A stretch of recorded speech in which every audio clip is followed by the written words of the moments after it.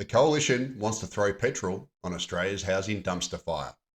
Over the past 20 years, Australia has conducted many housing affordability inquiries. I've posted a list of the government inquiries here between 2003 and 2022.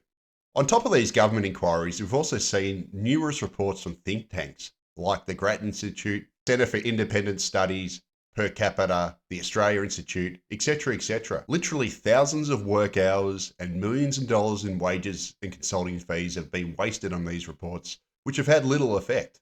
Time and time again, politicians have ignored their findings and recommendations. Meanwhile, Australia's housing market has become less and less affordable. As illustrated in the chart on the left, Australian house prices have roughly doubled against incomes since the mid-1990s. And as we know, Australia's rental market has become increasingly unaffordable, especially over the past several years as immigration has boomed. With this background in mind, the Coalition has started a new Senate inquiry which will be chaired by Home Ownership spokesman Andrew Bragg. He's the guy in the middle there. This home ownership inquiry will be focused on the financial regulatory framework, including, quote, whether the present financial regulatory framework adequately prioritises the goal of home ownership for Australians, with particular reference to the Australian Prudential Regulatory Authority's prudential standards and the Corporations Act's provisions for lending. Bragg said that he wants to tilt the scales in favour of first-time home buyers by making home loan approvals easier. We have to look at the objective of home ownership, which is the Australian dream, Bragg said. Responsible lending laws are horribly complex and duplicative. The latest housing inquiry comes amid the Hayne Banking Royal Commission's recommendation, which explicitly recommended against easier credit. The very first recommendation of the Hayne Banking Royal Commission was to not alter lending accessibility rules under the National Consumer Credit Protection Act. Put simply, Hayne did not want credit standards watered down. The reality of the situation is that easing credit would pour more fuel on Australia's housing bonfire. There is simply no evidence that credit in Australia is being constrained.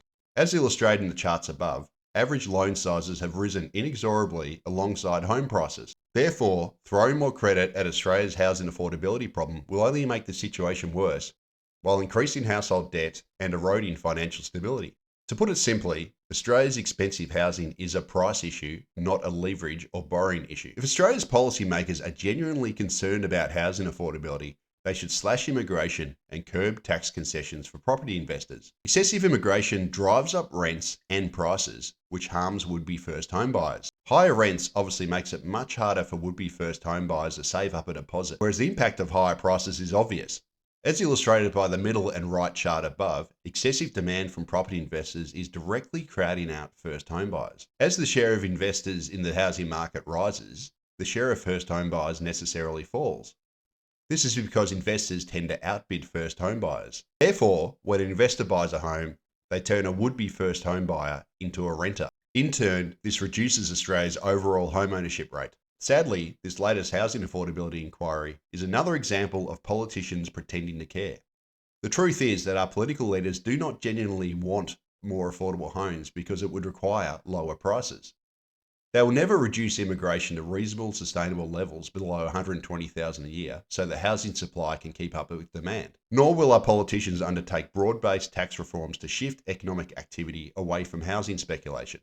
Instead, politicians pretend to care by providing false solutions and hope to would-be first home buyers while systematically driving the cost of housing higher through demand-side stimulatory policies. The Coalition's plan to ease lending standards would merely push Australian house prices higher, increase household debt, and make the housing affordability situation even worse. Anyway, thanks for watching. Look, I'm quite frankly sick of the whole situation here. We have another harebrained scheme by politicians designed purely to push house prices higher while pretending to care about affordability and the plight of first home buyers. The reality is they don't give a stuff.